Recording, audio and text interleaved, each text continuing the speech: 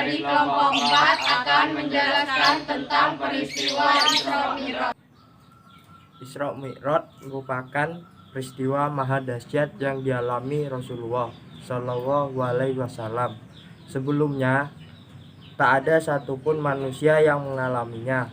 Menempuh perjalanan super kilat, lalu naik ke langit hingga ke Sidratul Muntaha. Banyak peristiwa yang dialami Rasulullah sewaktu Isra Mi'raj, sejak pemberangkatan hingga kembali.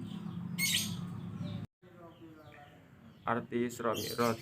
Syekh Wahbah Az-Zuhaili dalam Tafsir Al-Munawwir menjelaskan, Isra atau Sara artinya adalah perjalanan di malam hari. Secara istilah, Isra adalah perjalanan Rasulullah Shallallahu Alaihi Wasallam pada suatu malam dari Masjidil Haram di Mekah ke Masjidil Aqsa di Palestina. Mi'raj secara bahasa artinya adalah naik. Secara istilah adalah naiknya Rasulullah SAW ke Sidratul Muntaha. Dalam Al-Quran, Mi'raj ini disinggung dalam surat An-Najm. Ketika menafsirkan ayat ini, Syekh Wahbah Az-Zuhaili menjelaskan bahwa Sidratul Muntaha adalah tempat tertinggi di langit yang menjadi batas ujung pengetahuan dan amal aktivitas para makhluk. Tidak seorang makhluk pun mengetahui apa yang ada di belakangnya.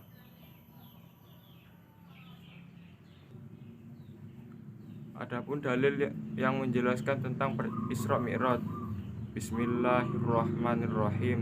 Subhanalladzi asra bi 'abdihi lailam minal masjidil harami ilal masjidil aqsa alladzi barakna haulahu linuriyahu min ayatina innahu huwas sami'ul basir, yang artinya Maha Suci Allah yang telah memperjalankan hambanya pada suatu malam dari Al-Masjidil Haram ke Masjidil Aqsa, yang telah kami berkahi sekelilingnya agar kami perlihatkan keadaannya sebagian dari tanda-tanda kebesaran kami.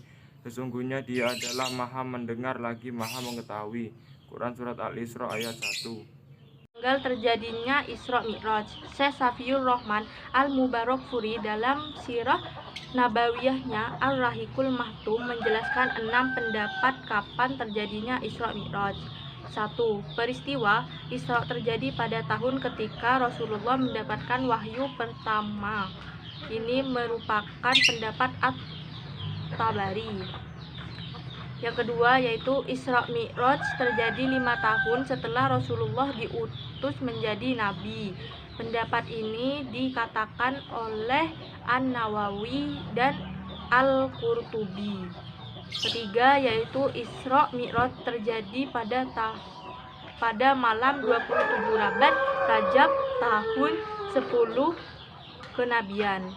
Pendapat ini dipilih oleh Allamah Al-Mansur Furi.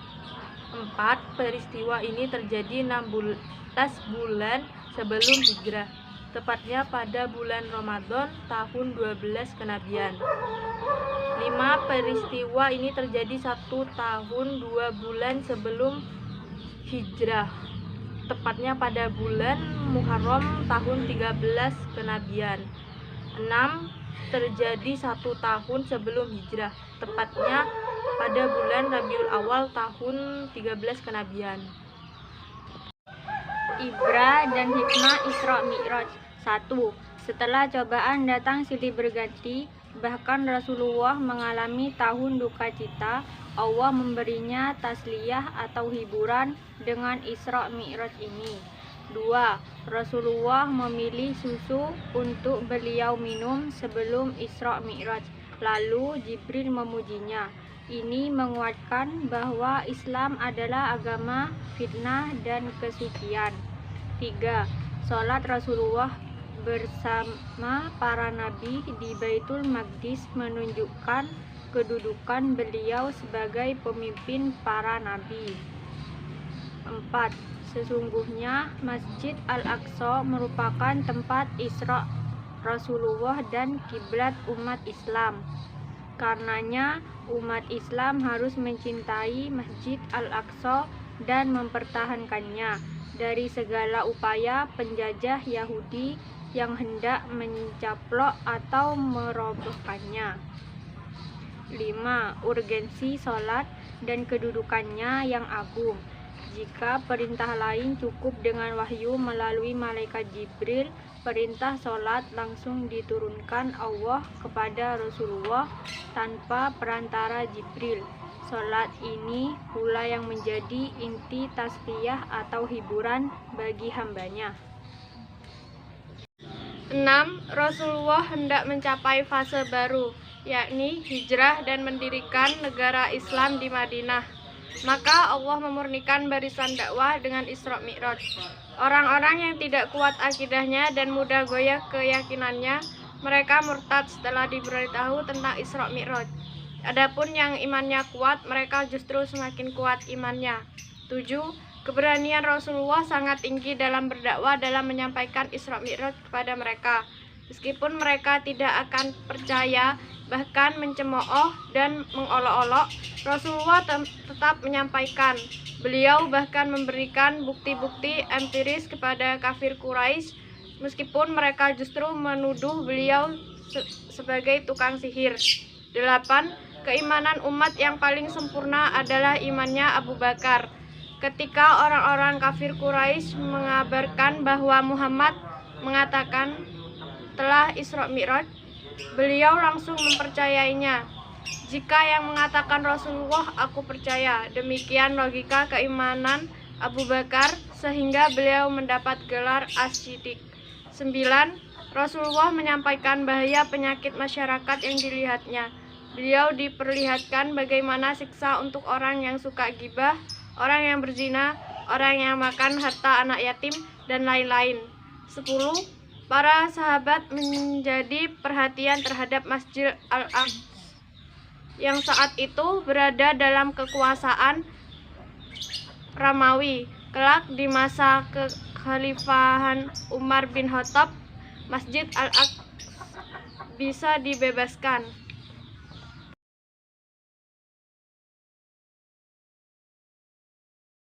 Sebelumnya tidak ada satupun manusia yang mengalaminya. Menempuh perjalanan super kilat, lalu naik ke langit hingga Sidratul Muntaha. Isra adalah perjalanan Nabi Muhammad dari Masjidil Haram di Mekah ke Masjidil Aqsa. Sedangkan Mi'raj adalah perjalanan Nabi Muhammad dari bumi menuju langit ketujuh, lalu dilanjutkan ke Sidratul Muntaha. Sidratul Muntaha menjadi akhir perjalanan untuk menerima perintah Allah Subhanahu wa Ta'ala. Perintah tersebut berupa sholat 5 waktu sehari semalam. Saat itu menjadikan pengalaman Nabi ini sebagai bahan olok-olok, sambil mengatakan tidak mungkin perjalanan sejauh itu ditempuh dalam semalam. Namun bagi orang mukmin, kabar dan pengalaman Nabi Muhammad ini adalah sesuatu yang harus dipercaya dan dilihat sebagai mukjizat yang diberikan Allah kepada hamba pilihannya. Peristiwa maha dahsyat berada di luar akal manusia dan hanya bisa didekati dengan metodologi iman. Namun menariknya, ribuan tahun setelah peristiwa itu terjadi, perkembangan ilmu pengetahuan dan teknologi yang dicapai oleh peradaban manusia modern dapat menyulang untayan demi untayan perjalanan Rasulullah SAW itu menjadi satu frame utuh yang logis.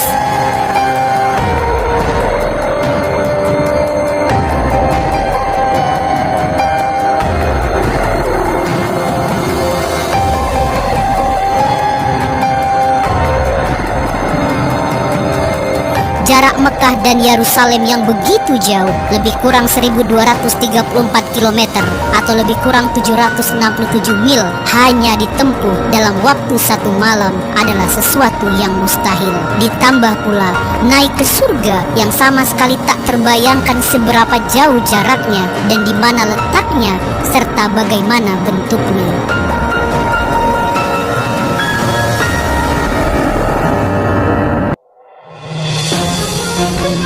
Dahulu kala, orang-orang Arab Quraisy hanya mengenal unta dan kuda sebagai alat transportasi. Selain kedua hewan itu, mereka juga biasa menggunakan keledai sebagai pengangkut barang. Belum dikenal dan belum ditemukan alat transportasi canggih seperti pesawat terbang atau pesawat luar angkasa, aerospace, yang dapat mengantarkan seseorang dari satu tempat ke tempat lain yang jauh dalam waktu singkat. Tanpa suatu alat transportasi khusus, mustahil Isra Mi'raj dapat terjadi. Dan sudah pasti jawabannya bukanlah dengan menunggangi unta, apalagi pesawat terbang. Allah Subhanahu wa Ta'ala telah mendatangkan seekor hewan putih untuk menjadi tunggangan Nabi Shallallahu Alaihi Wasallam selama perjalanan, yaitu buraq. Buraq satu akar kata dengan baq yang artinya kilat. Buraq bukanlah pesawat terbang atau UFO, Unidentified Flying Object, atau benda terbang tak dikenal. Berikut ini adalah beberapa ayat Al-Quran dan hadis yang terkait dengan Isra Mi'raj yang seharusnya meneguhkan keimanan kita akan kebenaran peristiwa ini.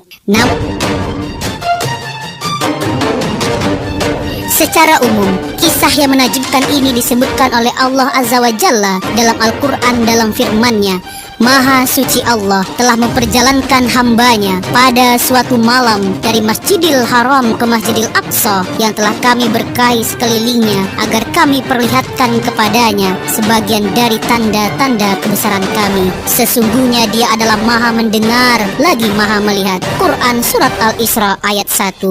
Usai salat Isya dan beristirahat sejenak, Rasulullah SAW yang saat itu terbaring di Masjidil Haram didatangi malaikat Jibril. Dada beliau dibelah, lalu hatiku dikeluarkan dan dicuci dengan air zam-zam, kemudian dikembalikan ke tempatnya dan memenuhinya dengan iman dan hikmah. Sabda beliau dalam riwayat Imam Bukhari dari Malik bin Sa'sa'ah. Setelah itu didatangkanlah buraq yang nantinya menjadi kendaraan beliau sewaktu Isra. Adapun rincian dari urutan kejadiannya banyak terdapat dalam hadis yang sahih dengan berbagai riwayat. Syekh Albani rahimahullah dalam kitab beliau yang berjudul Al-Isra wal Mi'raj menyebutkan 16 sahabat yang meriwayatkan kisah ini. Mereka adalah Anas bin Malik, Abu Zar, Malik bin Sa'sa'ah, Ibnu Abbas, Jabir, Abu Hurairah, Ubay bin Ka'ab, Buraidah ibnu Husayb al-Aslami, Huzaifah ibnu Yaman, Syaddad bin Aus, Suhaib, Abdurrahman bin Qurat, Ibnu Umar, Ibnu Mas'ud, Ali, dan Umar radhiyallahu anhum ajma'in. Di antara hadis sahih yang menyebutkan kisah ini adalah hadis yang meriwayatkan oleh Imam Muslim dan sahihnya dari sahabat Anas bin Malik. Dari Anas bin Malik radhiyallahu anhu bahwa Rasulullah SAW bersabda, didatangkan kepadaku buraq, yaitu hewan putih yang panjang, lebih besar dari keledai dan lebih kecil dari bagal. Dia meletakkan telapak kakinya di ujung pandangannya, maksudnya langkahnya sejauh pandangannya. Maka saya pun menungganginya sampai tiba di Baitul Maqdis. Lalu saya mengikatnya ke tempat yang digunakan untuk mengikat tunggangan para nabi.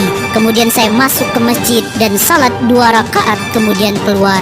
Kemudian datang kepadaku Jibril alaihissalam dengan membawa bejana berisi khamar dan bejana berisi air susu. Aku memilih bejana yang berisi air susu.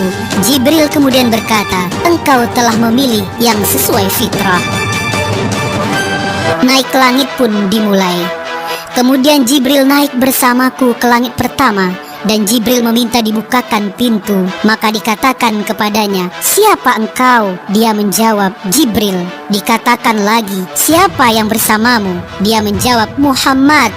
Dikatakan, apakah dia telah diutus? Dia menjawab, dia telah diutus. Maka dibukakan bagi kami pintu langit, dan saya bertemu dengan Adam. Beliau menyambutku dan mendoakan kebaikan untukku. Kemudian kami naik ke langit kedua. Lalu Jibril alaihissalam meminta dibukakan pintu. Maka dikatakan kepadanya, siapa engkau? Dia menjawab, Jibril. Dikatakan lagi, siapa yang bersamamu? Dia menjawab, Muhammad. Dikatakan, apakah dia telah diutus? Dia menjawab, dia telah diutus. Maka dibukakan bagi kami pintu langit kedua, dan saya bertemu dengan Nabi Isa bin Maryam dan Yahya bin Zakaria salawatullahi alaihima. Beliau berdua menyambutku dan mendoakan kebaikan untukku. Kemudian Jibril naik bersamaku ke langit ketiga dan Jibril meminta dibukakan pintu. Maka dikatakan kepadanya, "Siapa engkau?" Dia menjawab, "Jibril." Dikatakan lagi, "Siapa yang bersamamu?" Dia menjawab, "Muhammad." Dikatakan, "Apakah dia telah diutus?" Dia menjawab, "Dia telah diutus." Maka dibukakan bagi kami pintu langit ketiga dan saya bertemu dengan Yusuf alaihissalam yang beliau telah diberi separuh dari kebagusan wajah. Beliau menyambutku dan mendoakan kebaikan untukku. Kemudian Jibril naik bersamaku ke langit keempat dan Jibril meminta dibukakan pintu. Maka dikatakan kepadanya, "Siapa engkau?" Dia menjawab, "Jibril." Dikatakan lagi, "Siapa yang bersamamu?" Dia menjawab, "Muhammad." Dikatakan, "Apakah dia telah diutus?" Dia menjawab, "Dia telah diutus." Maka dibukakan bagi kami pintu langit keempat dan saya bertemu dengan Idris alaihissalam. Beliau menyambutku dan mendoakan kebaikan untukku. Allah berfirman yang artinya, "Dan kami telah mengangkatnya ke martabat yang tinggi." Maryam ayat 57.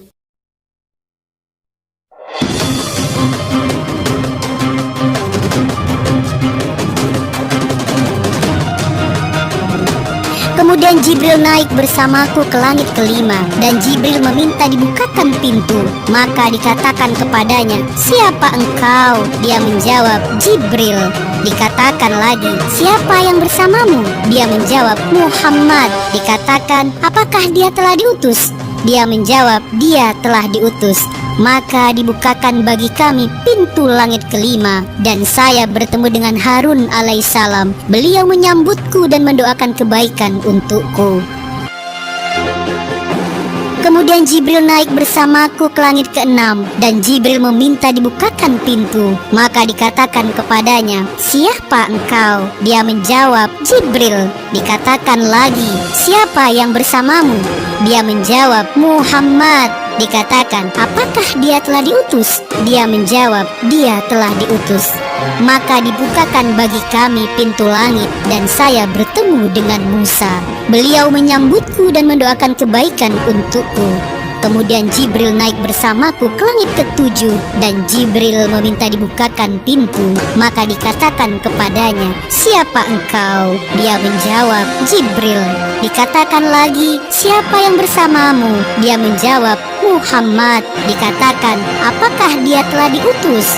Dia menjawab, "Dia telah dibukakan bagi kami pintu langit ketujuh dan saya bertemu dengan Ibrahim. Beliau sedang menyandarkan punggungnya ke Baitul Ma'mur. Setiap hari masuk ke Baitul Ma'mur 70.000 malaikat yang tidak kembali lagi. Kemudian Ibrahim pergi bersamaku ke Sidratul Muntaha. Ternyata daun-daunnya seperti telinga-telinga gajah dan buahnya seperti tempayan besar. Tatkala dia diliputi oleh perintah Allah, dia pun berubah sehingga tak ada seorang pun dari makhluk Allah yang sanggup menggambarkan keindahannya. Lalu Allah mewahyukan kepadaku apa yang dia wahyukan. Allah mewajibkan kepadaku 50 sholat sehari semalam.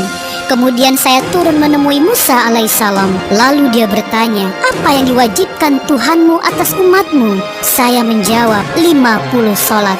Dia berkata, "Kembalilah kepada Tuhanmu dan mintalah keringanan, karena sesungguhnya umatmu tidak akan mampu mengerjakannya. Sesungguhnya saya telah menguji dan mencoba Bani Israel." Beliau bersabda, maka saya pun kembali kepada Tuhanku seraya berkata, "Wahai Tuhanku, ringankanlah untuk umatku." Maka dikurangi dariku 5 sholat. Kemudian saya kembali kepada Musa dan berkata, "Allah mengurangi untukku 5 sholat." Dia berkata, "Sesungguhnya umatmu tidak akan mampu mengerjakannya. Maka kembalilah kepada Tuhanmu dan mintalah keringanan." Maka terus menerus saya pulang balik antara Tuhanku tabaraka wa ta'ala dan Musa alaihissalam.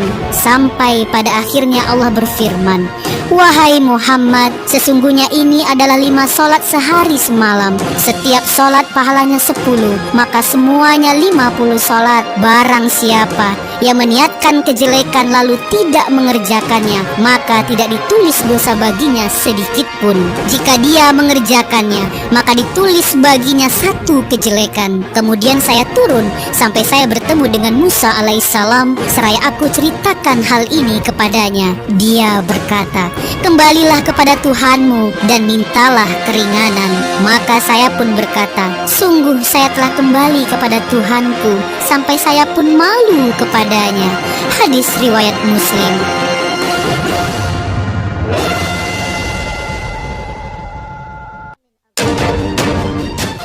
Dikisahkan dalam sebuah riwayat bahwa setelah peristiwa Isra Mi'raj, orang-orang musyrikin datang menemui Abu Bakar Siddiq radhiyallahu anhu. Mereka mengatakan, lihatlah apa yang telah diucapkan temanmu, yakni Muhammad sallallahu alaihi wasallam. Abu Bakar berkata, apa yang beliau ucapkan? Orang-orang musyrik berkata, dia menyangka bahwasanya dia telah pergi ke Baitul Maqdis dan kemudian dinaikkan ke langit, dan peristiwa tersebut hanya berlangsung satu malam. Abu Bakar berkata, jika memang beliau yang mengucapkan, maka sungguh berita tersebut benar sesuai yang beliau ucapkan, karena sesungguhnya beliau adalah orang yang jujur. Orang-orang musyrik kembali bertanya, mengapa demikian? Abu Bakar menjawab, aku membenarkan seandainya berita tersebut lebih dari yang kalian kabarkan. Aku membenarkan berita langit yang turun kepada beliau. Bagaimana mungkin aku tidak membenarkan beliau tentang perjalanan ke Baitul Maqdis ini? Hadis diriwayatkan oleh Imam Hakim Al-Mustadrak dari Aisyah radhiyallahu anha.